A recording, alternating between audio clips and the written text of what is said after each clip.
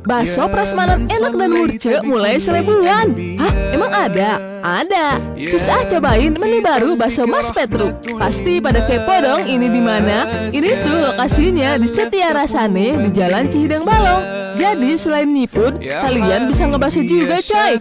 Udah mah enak, halal, terus murah. Kurang apa lagi coba? Pecinta bakso wajib kesini. Pilihan toppingnya banyak loh. Ada aneka jenis bakso mulai dari bakso polos atau urat. Unik nih, ada bakso goreng, ada bakso pedas buat yang suka pedas. Terus ada tahu bakso dan siomay goreng. Tersedia topping kikil dan berbagai jeroan yang nikmat seperti babat. Terus ini juga unik, ada iso atau usus sapi dan ada limpa sapi juga. Tidak lupa ada ceker ayam yang selalu jadi favorit.